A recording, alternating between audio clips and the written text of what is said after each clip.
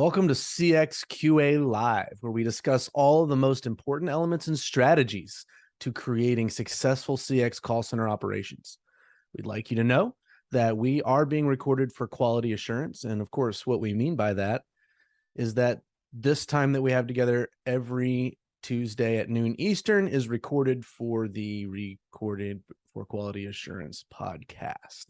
The links will be available to that podcast on the site where you signed up for today's event.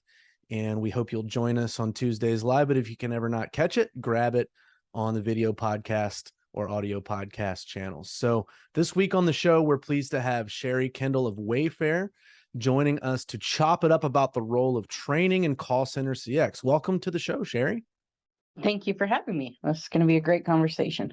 Yeah, definitely pumped about it. So if you're new to CXQA Live, of particular interest to us here during this time is the agent in call center CX. So we believe that the agent is the single most important asset in any call center, and that agents with the right training, tools, and connection with your company will be a revenue growth and protection center for your business, will be the best diagnostic tool you can have for your business, will ensure that your customers are satisfied and connected. They're going to produce more and better work, and they're going to want to stay and contribute to the long-term success of your company. And we call this the agent-centric call center philosophy. And we're not creating any new ideas here at CXQA Live. We're just listening and learning and putting together ideas that already exist out there in a way that we can all understand them and grow from them and benefit from them. So this week, we're going to be zeroing in on the role that training plays in equipping agents to be safe in their work, successful in their work, and satisfied in their work. And I just honestly, I go back to my very first job that I ever had, which I remember very clearly. And I don't know about anybody else, but you know, those early work memories are pretty interesting, right? So you know, I was 16 years old and I was working at a grocery store bagging groceries, restocking milk, pushing carts, cleaning up bathrooms and aisles, you know, and my training was about an hour long. Right. So here I am, 16 years old, don't have a clue how the world works, never had a bill come in my name, you know, just clueless, basically, like we all are at that age, you know, and trying to start work. And my training with my manager was, now that I look back on it, very subpar. It was kind of a rough introduction to work in a lot of ways, because she just really didn't want to be there, this person that was training me. And, you know, as I'm sitting there, you know, learning from her about how to push a cart, how to clean an aisle, how to restock the milk, how to bag groceries, she just was basically there, but not there. Right. And so she did show me technically how to do each of the things. And then, you know, what to do when I ran out of groceries to bag, you know, go prioritize this thing or go do that thing. And then she was like, all right, good luck, and walked back into the office. And I'm standing there like, okay, do I start now? And, you know, I was really interested when 2 weeks later, they sent me to the formal training seminar at a regional store about an hour away. And that was a very, very, very different experience. So, you know, I'd already worked for 2 weeks, and then I'm sitting there around the table with 10 or 12 other folks who were just getting started with the company. And we were watching videos of, you know, very enthusiastic people saying, this company is wonderful to work for, and we value these things, and yay, right? And it was just like two different worlds, you know, what's going on in the store versus what the corporate folks are putting out there and think that everyone is doing and thinking. Two very, very different things. You know, they talked about values. They talked about the experience we want to give our customers. They talked about all being a team. And it was just such a far cry from the paltry, disinterested training I'd received from my actual manager, that the inconsistency kind of got to me. And I guess the lack of passion and why that was just not there with my manager made me dread the thought that maybe work was something I'd have to hate the rest of my life, you know, much less going to that particular job. What if this is normal? What if work is just a 4-letter word for a reason, if you know what I mean? And, you know, that rough start was what it was. It was a rough start, right? And I ended up finding my way there and figured out how to build rapport with customers so that I had good interactions with the people whose groceries I was bagging. I learned how to do the parts of the job I didn't like efficiently and quickly and get them out of the way and get done with them.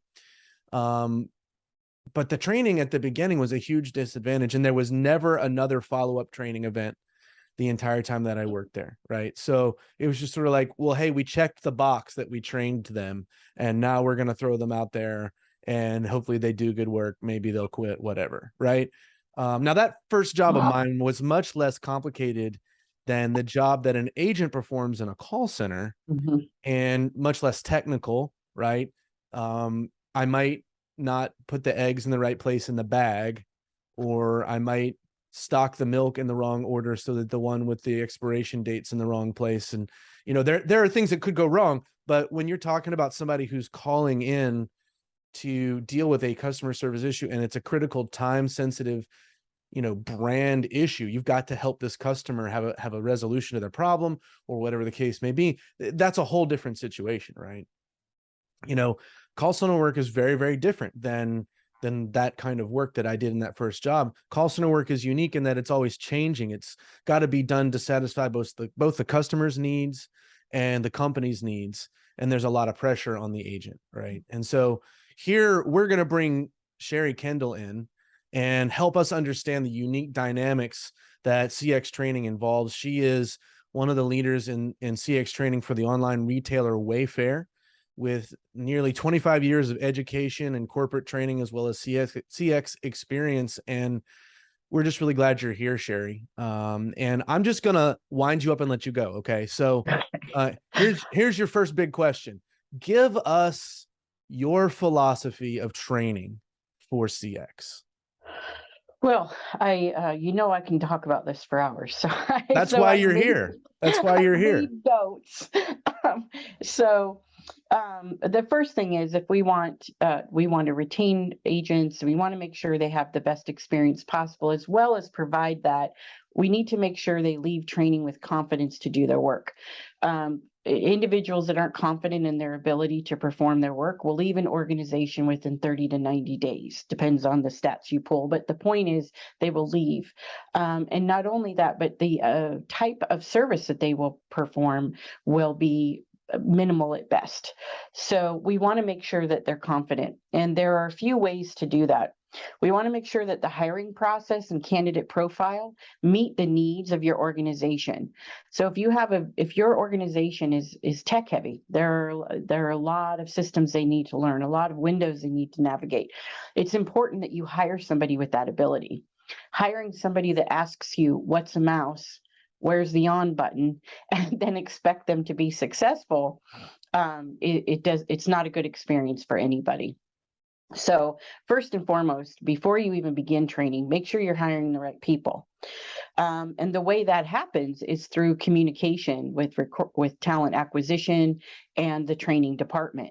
So training knows what works and what doesn't work, who you should be bringing into that new hire classroom. So make sure you're having those conversations.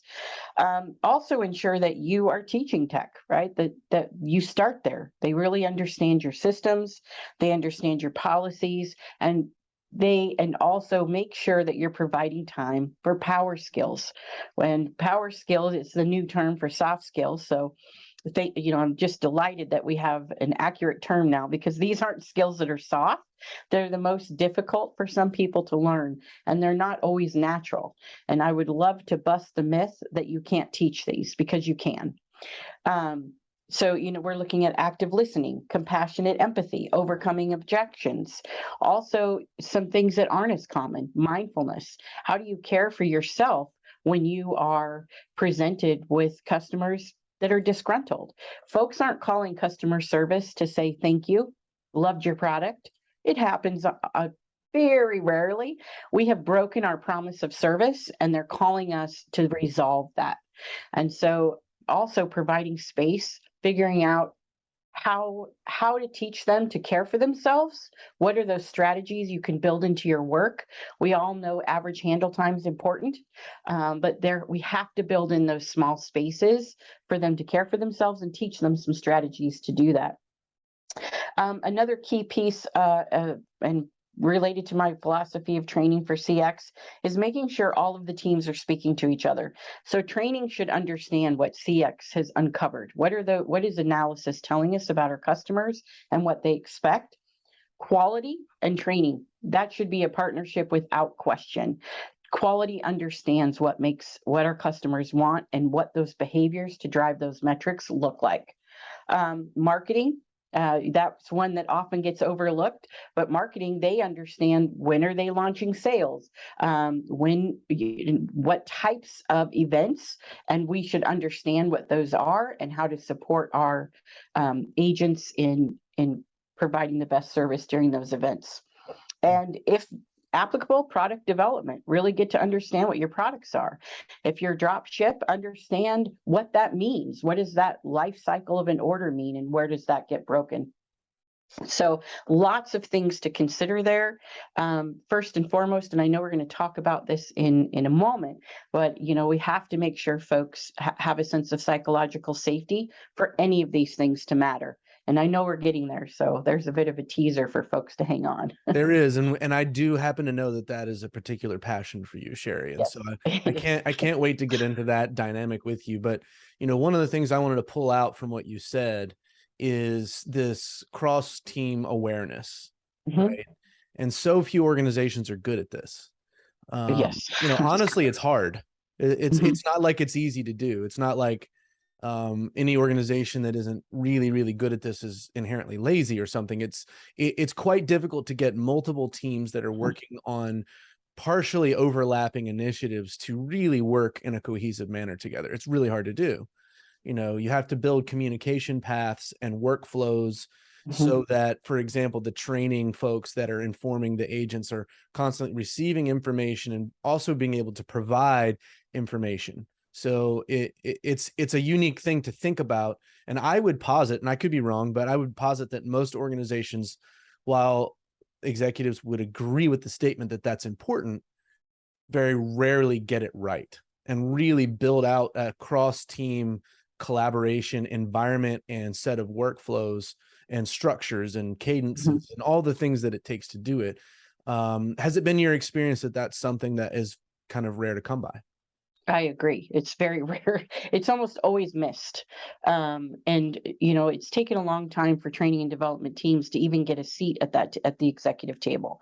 The idea of a chief learning officer is it's about 5 years old, maybe 10, and they are not a common. It's not common to find one in the C-suite. So we're often the last department folks think about, right? Why would I let training know about this thing? And I don't even think that question pops up. I don't believe they even recognize the importance of the training department. So it requires strong training and development leadership to ensure that they are building those relationships, and then that information is trickling down to the training team. Well, I think that's an interesting segue for our next question because we're kind of touching on that corporate leadership structure Mhm. and how the viewpoint that the corporate leadership, especially C-suite and VP level, tends to have on the way teams either do or don't collaborate well. And the way that information that is known within the organization either does or does not get shared with and acted on by the right people and Mhm. departments. So I guess the question is a little bit more direct, but it's related. And that is, what gaps do you currently see existing in the mindset of a lot of the C-suite and high-level leaders when it comes to training? One might be specifically training for CX agents. One might be this lack of creating that cross-team Mhm. collaboration and information sharing. But what are some of the other gaps that you see? So some of the other gaps is that effective and efficient corporate learning is not part of the business strategy usually, and it needs to be. The type of learning that is offered can be a magnet to bring in key talent. And then also, so you want to bring in key talent, providing exceptional learning opportunities. And if I may, I think what the great resignation, as they're calling it, folks are saying, I demand something more. I demand more than just showing up and answering your phones or your chats or your SMS messages. What's in it for me? Folks are starting to demand an answer to that. And learning and development is one way that you can offer something that's in it for you. This will move you forward in these ways. Um, and then also remembering that skill half-life, it decreases, and the cost of securing new talent is exponential. So those skills need to be developed in-house, right? And support personalized small little bites of learning, figuring out how to build learning into the work.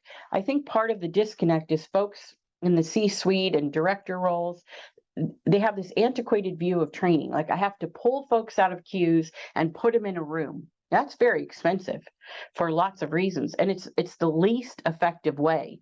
Nobody wants to be pulled in a room. You've already disconnected me by telling me, oh, for 4 hours, you're going to sit here and learn some things with somebody that might or might not be interesting. They might or might not even know how to do their job, because in contact centers, often we hire folks that are really good at their job, but they don't understand any learning theory. So hopefully you get somebody with a bit of personality, but I can't even guarantee that. Right. So let's ditch that idea. We don't need to necessarily bring them into a room. Figuring out how to personalize training and create those small bites, build it into the workflow. And if C-suite executives understood that it doesn't need to be this cost center, that we can actually reduce the cost of training by building it into the work, I think they might get more excited about supporting it. That makes a lot of sense to me. And I think also looking for scenarios where the training can be embedded into the daily work and setup, and where you're not necessarily having to completely interrupt for 4 hours, but to think strategically about the way people learn, right? Yes. And to build in learning opportunities throughout the work day, work week, work month, and obviously creating an environment where the agent wants to learn and grow and improve is pretty critical to that. Yeah. So I mean, there's the whole, you can take a horse to water, but you can't make it drink. I think the next line in that song is, you can make the kid go to school, but you can't make them think, right? And it's a nice little rhyme, but there's a lot of similarities between the two word pictures there. And I think we can have the best programs for training on the information side, but if training itself is not a safe thing, right? If training and improvement and growth is not built into really the culture of the organization in a way where we all know we all need to constantly be growing and improving, and we all know that there are times where we're going to have things we need to get better at in order to move forward as a company, and that's part of the culture. That's one thing, but that's not always the case. And so I know you're very passionate about psychological safety, and I really want you to talk about that. We talk about here on the show, we talk about agents being safe, successful, and satisfied in their work, because you have to have 3 S's or some form of alliteration. I don't know why it is you have to have it, but you have to have it. So when we talk about the safety aspect, I'd love for you to just talk about why psychological safety matters, and also specifically how training in a CX context can help facilitate that sense of safety. Well, thank you for asking that question, because I get really excited about psychological safety. You're absolutely correct about that. When I took my completed my certification last year, I was full of aha moments. It gave me the language I needed for things I knew to be true for a very long time. And so there's a ladder of psychological safety, right? You have to first feel as though you belong, which is called inclusion safety. I need to know I belong here. I feel seen, I feel heard, I feel safe. And that begins with training and development, because that's the first face you see in a contact center. I've worked for well over 87 clients now. And each and every time you have to you go into training for 5 days, 5 weeks. It just depends on the client. And then you move into your job. Sometimes you don't even meet your manager until you go to the floor. So training and development is responsible for creating that sense of inclusion. It doesn't stop there, because inclusion safety is not a one and done. So I felt really safe on day one. Okay, check that box. That's not how that works. Somebody needs to feel safe each and every day that they are employed, even when they are not performing to your expectations. Now, that's a challenge for some leaders, especially when we are metric based. Mm-hmm. All of a sudden, I'm having these difficult, courageous conversations with you, but I'm not necessarily thinking about how safe you feel. So how do we create that? I have all sorts of strategies for trainers that I teach, but the easiest thing, the first thing that you should be doing is you're just as excited as they are to be there. So whether it's virtual or in person, you are greeting everyone with their first name. You're learning a little bit about them. You're really taking time to see who they are as a human being. And then you're revisiting those things. So if you learn that John has a son in basketball and he has to leave every day right at the end of shift to get to those games, you're checking in about those games. You're remembering those things and authentically, right? Do not attempt this if you really don't care, because we all have a BS sniffer and we're going to know it, and you're going to cause disconnection. So and you and I were talking about tattoos, if I may say, before we started this, right? So it's Yeah. allowing us to come to work as we are as well. 100%. The idea that you have to have a standard color of hair anymore is antiquated. You can't show a tattoo is ridiculous. Really letting people, especially in a contact center, they're not seeing clients, right? Right. So That's let true. them show up as who they are. Yeah. And I think the other thing with that is, not to get caught up in the political aspects of anyone's, sort of self-expression, Mhm. because that's divisive. But to be in a place as a company where everyone just knows and feels that they are welcome to be themselves. Mhm. And that takes intentionality, and it takes, as you said, genuineness. Mhm. And I may adopt the concept of the BS sniffer permanently here as one of our conversating pieces, because Yeah. I mean, like you said, we all have one, right? Yes. So Yeah. I think in reality, being able to peel back the layers of corporate speak, being able to Mhm. peel back the layers of, what we put out on the PR as a company, um, you know, nobody actually cares about that stuff. Yeah. And you read it as an employee, and especially if it's very different than what's actually happening, it actually hurts your bond or connection, Yes. or your psychological safety within the company, because they're essentially perpetrating a lie, right? Mhm. And I think there are times where people can be maybe a little oversensitive or easily offended or whatever, but a good manager, a good leader, or in the case of a training, situation where you've got a new employee and they're trying to find themselves and how they Mhm. fit, creating that empathetically connected environment, one human to another, is so critical. Yeah. Yeah, for sure.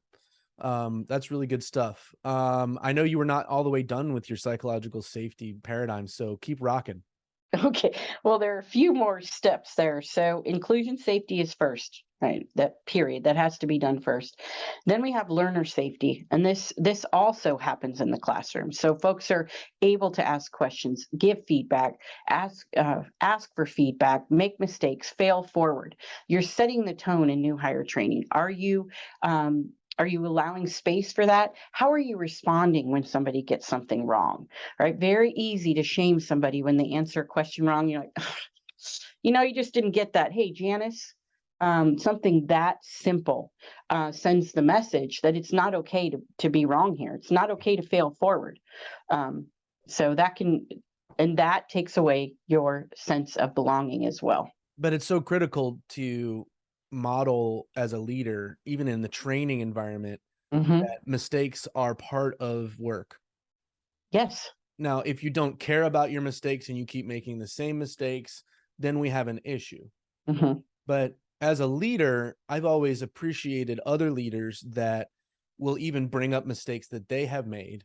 And maybe most importantly, when everyone can see that that leader has made a mistake, they own it. Yes. They maybe are the ones who even acknowledge it first, right? Mhm. And what that does is it creates a context in which being genuine and real and owning your mistakes is normal and accepted. And then off of that foundation, you can build that growth and improvement mindset, right? Yes. But if it's not safe to admit that a mistake has occurred, no growth will occur. Correct. You're absolutely right. And That is training not a growth programs, mindset. right? And training programs will be much less effective. And I think that's where, the mindset, even from the top down, it will permeate everything, what for Yes. better or for worse, right? Correct. So if I feel as though I belong, I'm allowed to learn, now I want to contribute. And so I feel safe to contribute because I know that I don't always have to have the perfect answer. My answer doesn't always have to be right, Hmm. but I can contribute. I can share my ideas with you. We're going to talk about those ideas. We're going to shake it out and see what is applicable and what isn't. And here, the last one, which is the most important, I think, in a contact center, is challenging the status quo. We should never be doing things just because we've always done it that way. Customer service, CX, is moving at the speed of light. And if we're going to be stuck in that whole idea, nope, nope, nope, I can't hear your innovative ideas. You've only been here 2 weeks. How dare you have an idea? We need to let go of that. So if we feel like we belong, we feel as though it's okay to learn, and then you've allowed me to contribute, I should feel ready and able to challenge some of the status quo, some of these old processes. I might be able to bring some new light. And agents know our customers. The only one that might know them better would be quality, and that's because they just listen to so many calls and review so many chats and SMS and email. Our agents understand our customers and what they want. So not using them to gather that data, not, oh, I don't like saying not using them, but not pulling that data from them Yeah. in a really meaningful way is a great loss. It's a huge waste of an opportunity. And Mhm. and we really like to place these kinds of ideas in the most positive, growth-minded language right here on the show, because everybody at the C-suite and, even at the board level are looking for growth metrics. They're looking for, Yes. things to improve. They're always looking to go up and to the left with everything, right? Yes. And so that makes sense. But when we have a set of humans that their whole job is interacting with the people who can give us real feedback, and we don't give them a voice into the organization, Mhm. we're missing out on the ability to figure out what's wrong, what's right, what could be improved, right? You might be Yes. very close to having several things clicking and working on all cylinders, but the data exists oftentimes within the agents and their understanding and the feedback that they're hearing. But because we only rely on a CSAT score from the customer to Mhm. determine how the call went, we're missing out on an entire mechanic that can exist within the organization from the call center agent understanding, maybe even being encouraged to create dialogue and openness and empathy within the call for the customer. I always think about it like this. Yeah, I probably don't want to add 5 minutes to the end of this call as a customer just to give you feedback, because I'm trying to get on with my day. I've got other things going on. But you know when I've had a particularly good or particularly bad interaction with an agent, I might want to have that 5 minutes, and I think about how I could provide great feedback for a great agent or constructive feedback for one that needs help. But that still doesn't get to maximizing the diagnostic opportunity of a customer engagement. If Yeah. you've got a human within your business who understands your business and is talking to a customer of your business, what a great opportunity to encourage that agent just to say, hey, so how's it going for you as a customer? What are some things that could be improved for your experience, not just with this call, but with us as a brand? And then to create an environment and literal pathways for that feedback to be shared from the agent Mhm. with the rest of the organization for the benefit of the organization. Imagine how much better business could be if we had that constant stream of feedback that's always being provided by those that are closest to the customer. I think it would change, well, business, honestly. Well, and it does something else, Rob, and you touched on it when you were talking about your first job. Is Mhm. this the way work's always going to be? Is work a four-letter word? Is there any meaning? This is a way to bring meaningful work to an agent. So this isn't just about answering our cues, right? This we need you to be an agent of peace, to provide that peace in those storms. And then we need you to share that information with us. That's one of the ways we're creating meaningful work. And when, as Barry Schwartz and his research will show you, that's really the key to monotonous work. I mean, and I don't mean that disrespectfully, but being in a contact center can feel monotonous unless we bring a level of meaning to that work. And Mhm. that's one simple way to do it.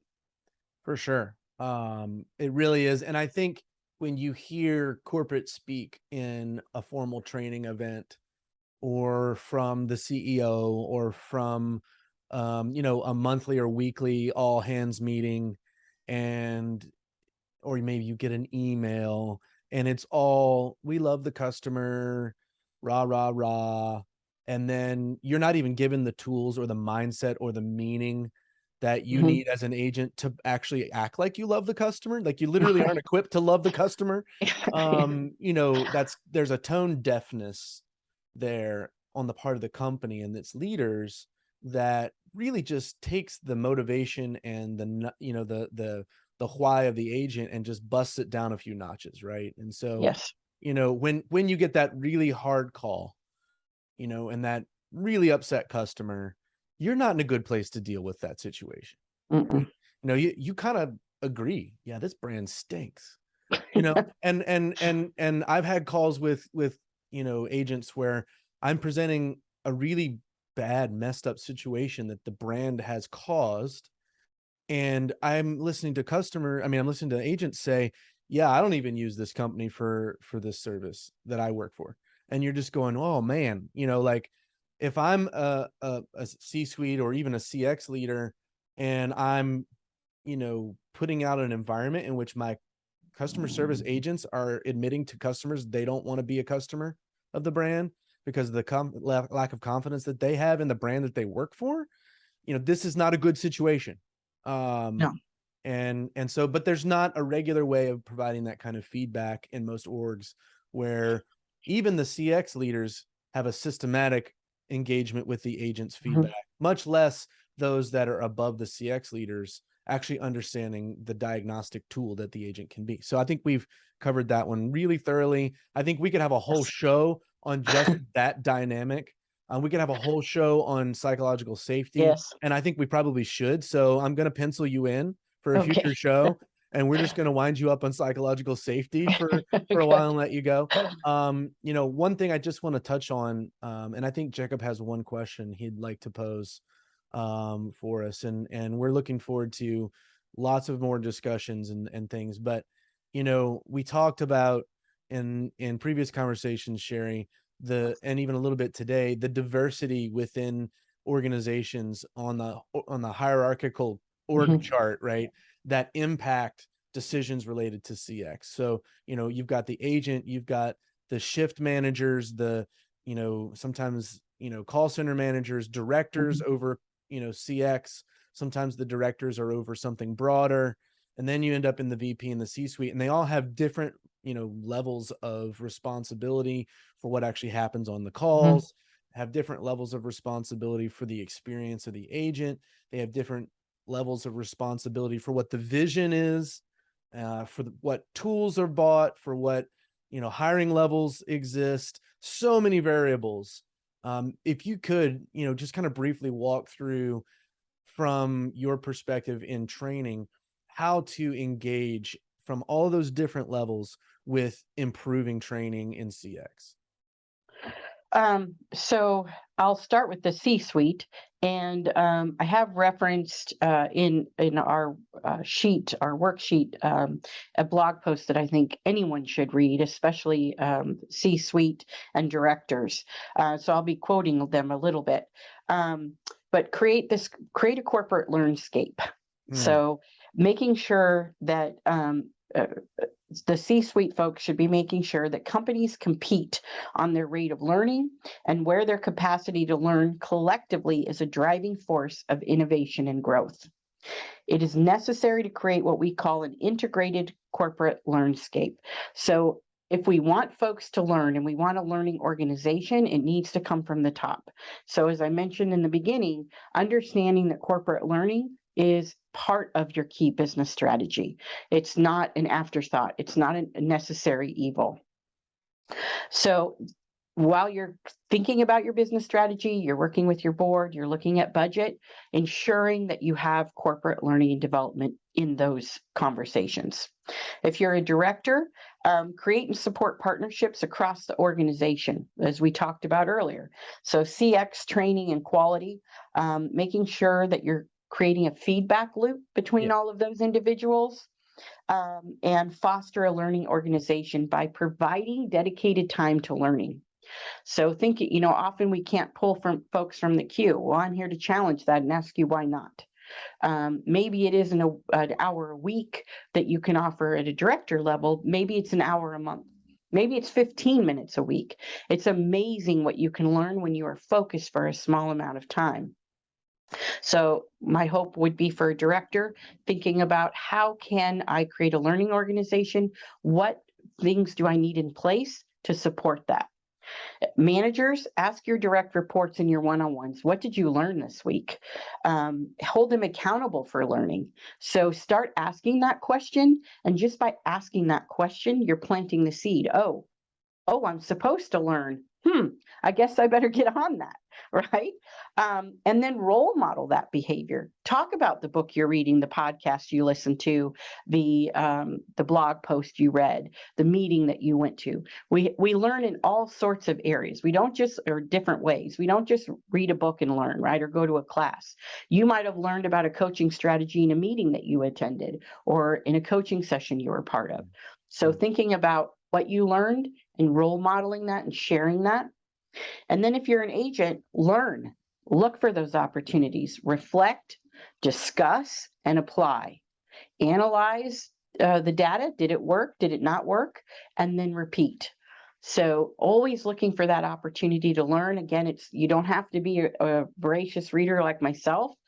There are all sorts of opportunities to learn. So start understanding that you can learn in a conversation, and look through the growth mindset lens.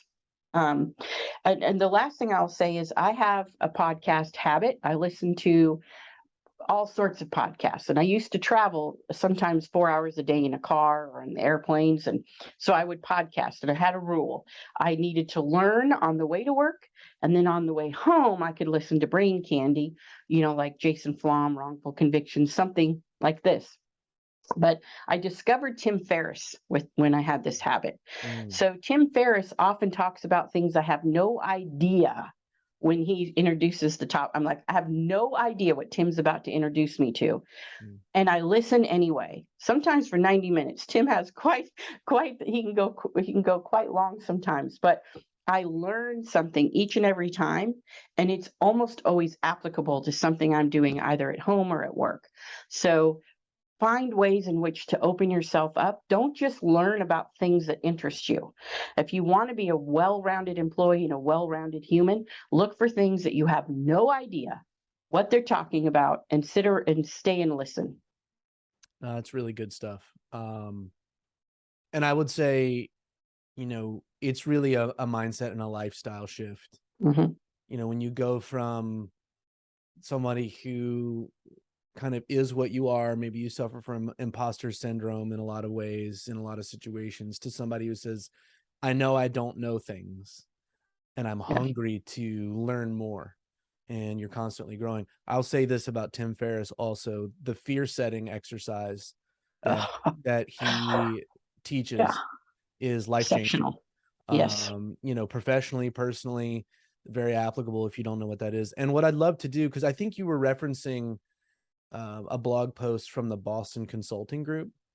And I believe It that's the might link be. that you shared with me. Yes. When we post the content for this show, we'll post a link to that blog post. Oh, good, because And then it's comprehensive. I'd also, love to get a couple of the other things that you said into writing, because we do a blog post about our episodes as well as the episodes themselves. So love to share those resources.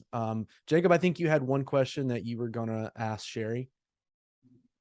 Yeah, I did. Nothing too crazy. It actually goes back to what we talked about in the very beginning. This younger generation is getting very hands-on with tech, so they shouldn't have any issues with it, so to speak.